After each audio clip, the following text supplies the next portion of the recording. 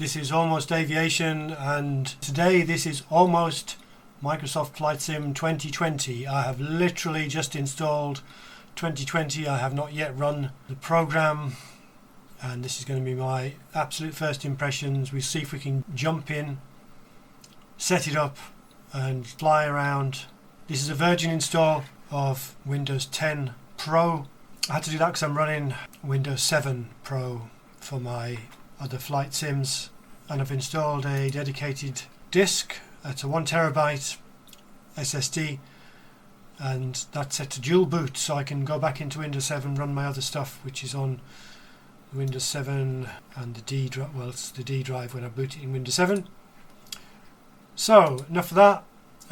The only other thing I've installed, incidentally, Windows 10 upgrade or a Virgin install was still available free. If you go to the Windows 10 update page and type in a Windows 7 license during the install, that seems to work. And I've actually got Windows 10 Pro. I'd rather not have had Pro, but it upgraded like for like. I guess that's what it did. The only other thing I've installed is TrackIR version 5, so that's running. I've restored all my profiles from the parallel install over on Windows 7. So let's cut the crap, let's run this baby up. I've literally haven't clicked on this yet, so anything could happen. This could be a very short video. Here we go. We're going to run this on a single display. Just so, oh, now that's not. Oh, here we go. That audio boost thing is. I'm not sure why that's showing.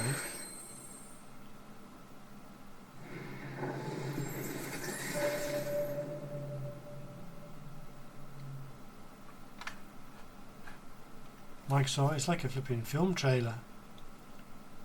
Why was he in that audio boost business?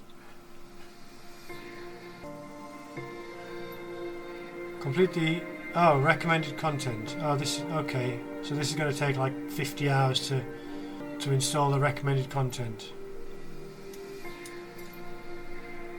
106 gigabytes. Alright, we'll be back when that's downloaded. I thought that was far too quick.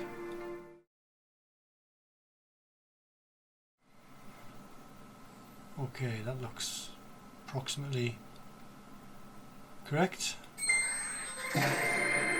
Asobo.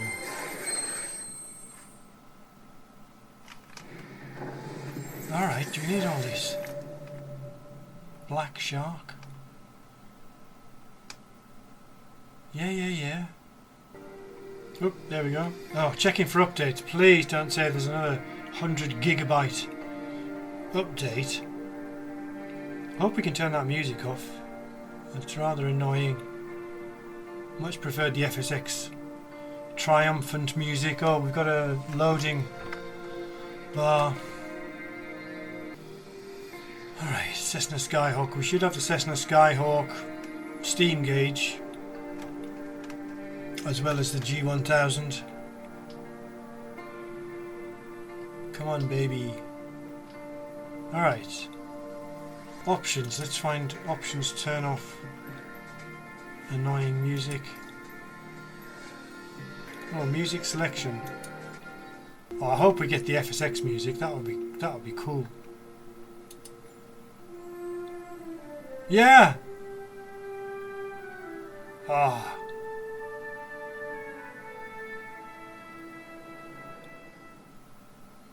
We just want to see how it looks out of the box, but we need to set up some controls. Right, I've managed to set up my primary flight controls. This is a flipping nightmare of ergonomics. We'll come back to this and talk about that in great detail probably at some point, but I've managed to set up the rudder pedals, the trim wheel, the throttle quad and the yoke. So we're going to put apply, save, go back, options maybe. Let's go to free flight. Ooh, that looks good. TBM 930, I don't think so. Let's.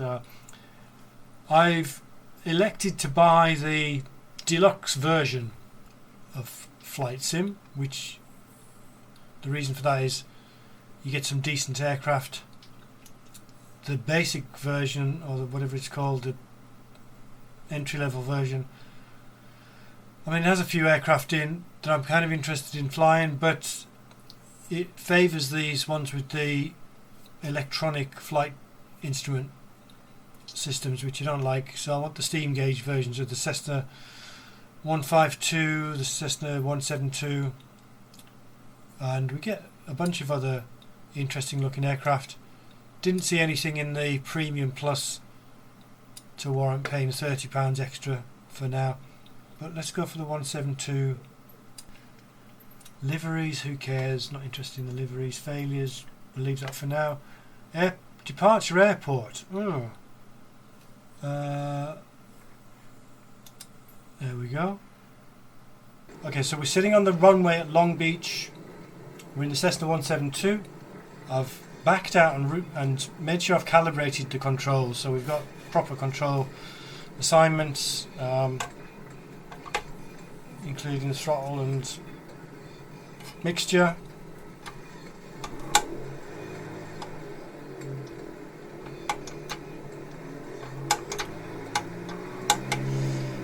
We've got interestingly enough, that we still have that non-linear scaling of the yoke inputs in roll. Anyway, I'm going to hide the yoke. I can't access, for some reason I can't access the slope settings. There are slope settings for all the flight controls. I think that was broken in a recent patch I read. So that's for another day. Need to release the parking brake manually. The only other things, that's my tracker, I'm just putting the mouse away. The only other things I've got set up are, I've got my flaps on the yoke button. I've got my elevator trim set on the yoke as well. My trim wheel wasn't working properly, so to look at that. And the track R, I've got the track R profile set. So you see, I like that. The flaps, the sun's right behind me, so we're getting the shadow of the flaps. That's pretty cool. Okay. So let's get out of here. We're just going to take it up, barge it around, see how it is. We've got a full power. We don't have immediate awesome acceleration. That doesn't seem quite right actually. The power, the RPM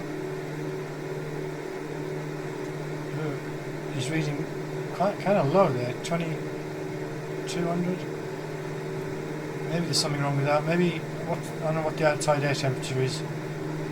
It's 7 o'clock in the morning, so it can't be that warm. We're not building speed very quickly.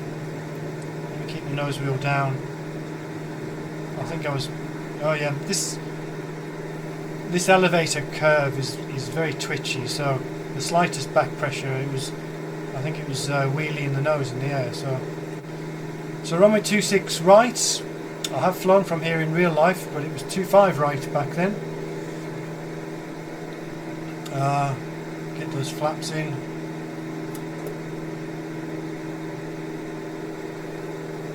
So we're gonna get a bit of a circuit going. Maybe we won't do a circuit, we'll just... X-ray Golf Sierra, continue for east departure. I will contact you next when you leave my airspace. Okay, I don't really want that ATC. I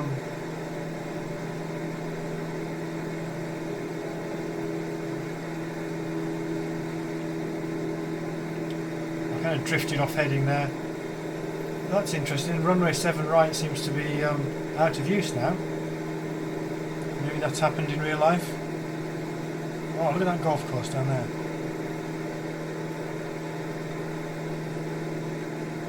Cessna X-ray Golf Sierra, did you hear my last transmission? For God's sake. I don't know how to silence or turn off this ATC, so I'm just going to try and respond to it.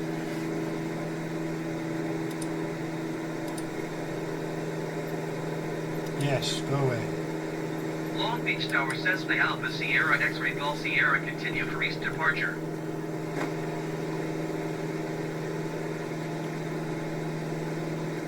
that view is just stunning. I mean, we could use the word authentic for that. It's beautiful. We got clear skies. We're directly into the sun. Obviously, there's very nice haze effects. Aerial perspective, they call this, where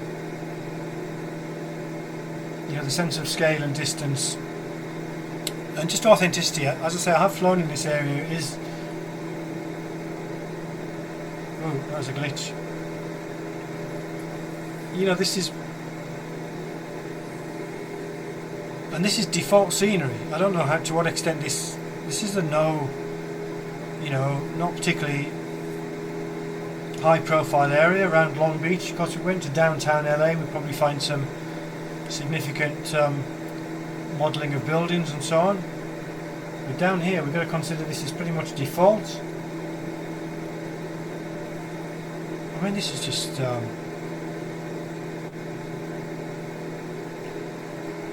really nice. So we're going to fly out to the east at a couple of thousand feet. That's the LA River below, and at one time I would have told you what freeway that was, but I can't remember now. That's Fullerton Airport up to the left. We'll just take a little deviation and fly over that.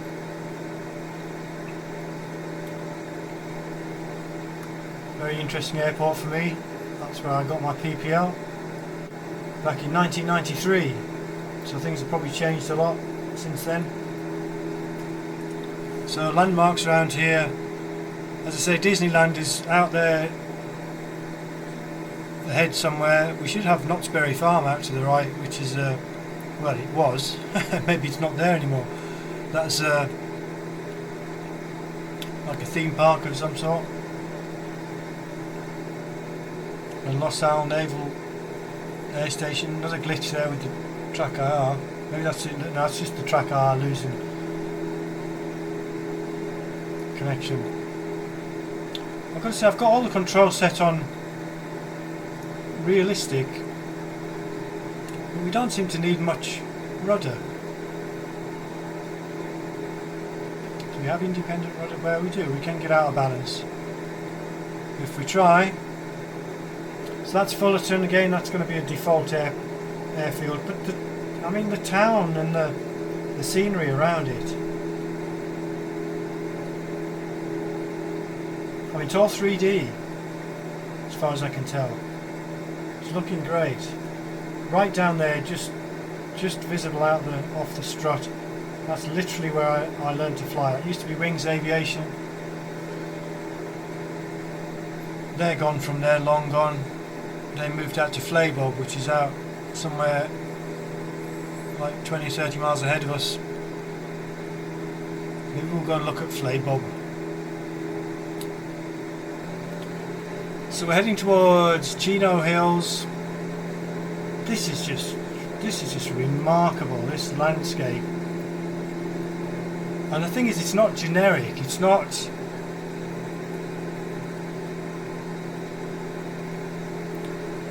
procedural, except in a very small detail.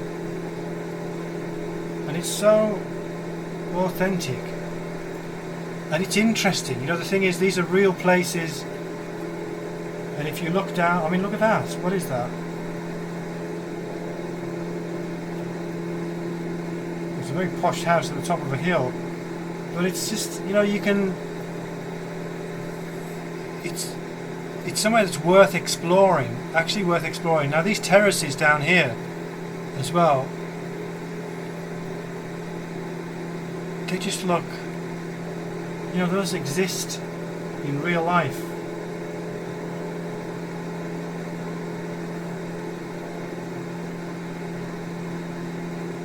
I'm not convinced by all this water.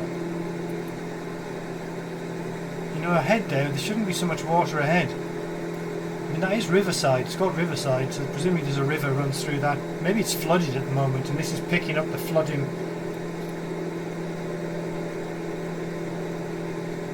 But I mean, look at just that. That is just... that's not generic. That's... in some sense, that's a representation of a real place.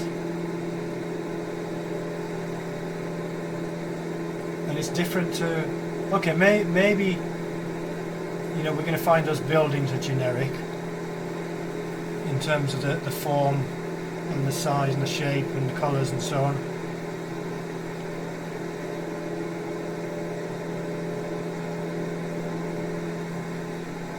But it's very interesting so far. That water's definitely, you know, that's like a flipping lake there. I don't think that's right.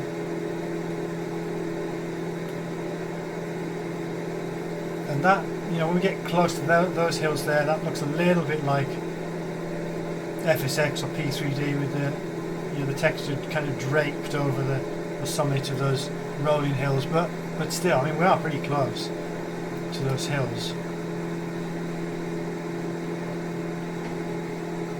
Yeah, I mean, that water shouldn't be there. That, you know, Corona Airport's going to be underwater at this rate.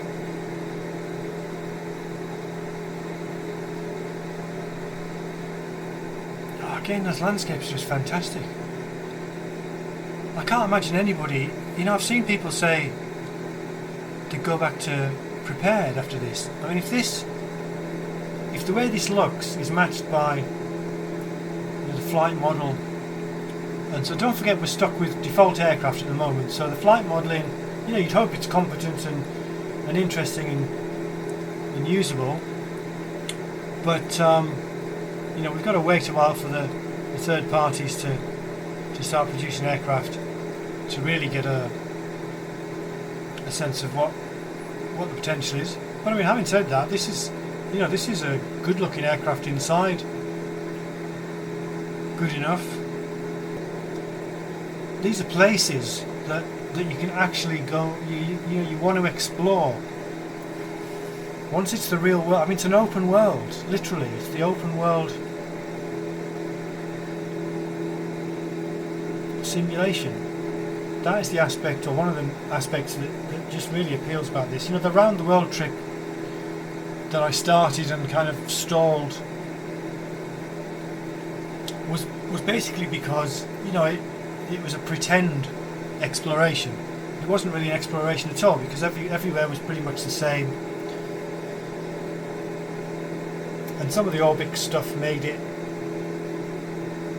a little bit more interesting. So that's Chino below us. Again, for a default airport, doesn't look too bad.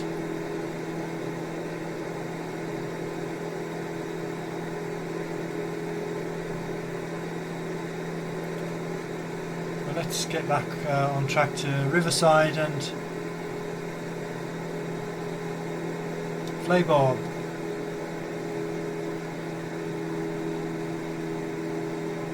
And that atmosphere, those atmospheric sort of haze effects, I mean, for this part of the world it's very authentic. Now whether it's going to be, I mean, we're on clear skies here, we're not running weather at all, and of course that's why we're getting, well, one of the reasons it's contributing to the performance. The performance so far is pretty much fine. I don't know how to see what frame rate we're getting, but in terms of smoothness, I mean, there's odd glitching here and there, but generally speaking, you know, the smoothness is fine.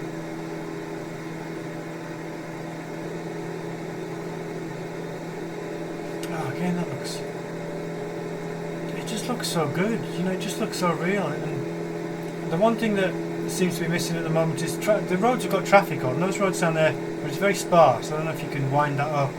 And some of the freeways that we passed over, it's like a zombie apocalypse had happened. There's no, or maybe COVID-19 we should say. So maybe in that sense it's realistic. But oh, we've got, what's that? Airport over there. It's probably Riverside. Where are we on the GPS? Yeah, off to the right.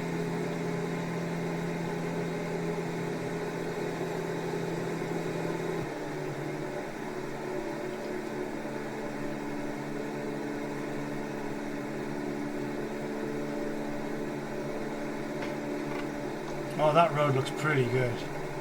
Oh my god, look at that landscape.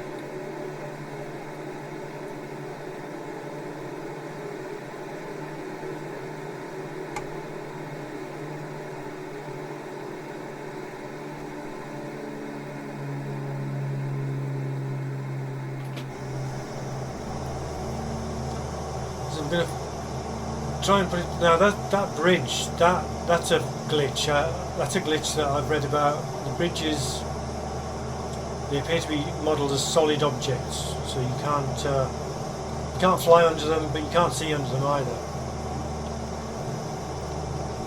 So kind of losing the. Oh, that must be the airport right ahead.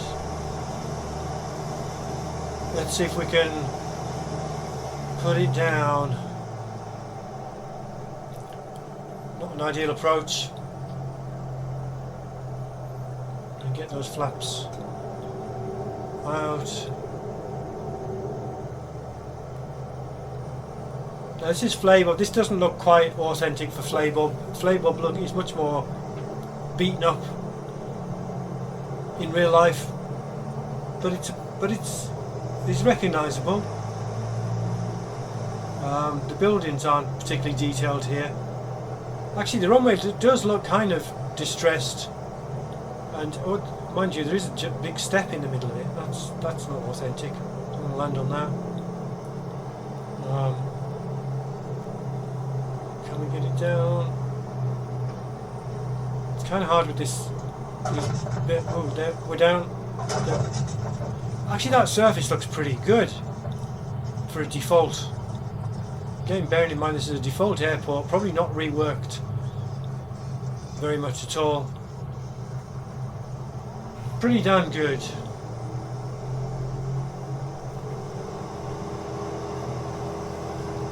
So we're just taking another random look really at another place that's somewhat familiar to me. This is flying out of Orcas Island, and again we're doing it very early in the morning just to get some nice lighting really. And I have to say that, well, of course the lighting, you know, does mask some of the detail on the ground this early in the day, but the comparison we're making here is the Orbix Orcas Island scenery from P3D, and you know, this is pretty much, I mean, from what I can see, it's very recognisable as the same place. It's, you know, it's just as nice. We're going to see if Clam Harbour's out here. Again, if you've got the Orcas Island scenery from Orbix, it's got a really nice little airport, kind of buried in the middle of, wow, look at that lighting there. The sun's just peeped up over that mountain probably behind us. Oh, that looks good. Yeah, so the Clam Harbour scenery, I mean, it's a nice airport to try and land. It's a very challenging airport. We'll just see if that's out here. Whoa, look at that. Beautiful.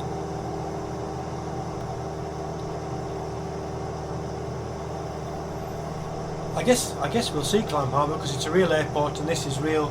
This is taking off real mapping data. In fact, there it is ahead, just off the. Yeah, so that's got to be Clam Harbour down there on the left. See if we can do a bit of a flyby. I guess they won't. I mean, maybe they've modelled some buildings there. It looks like there's a couple of buildings there. I don't think we'll go and try and land. Not just yet.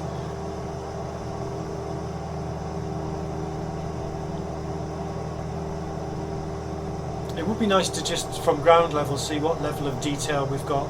That's a grass strip, obviously.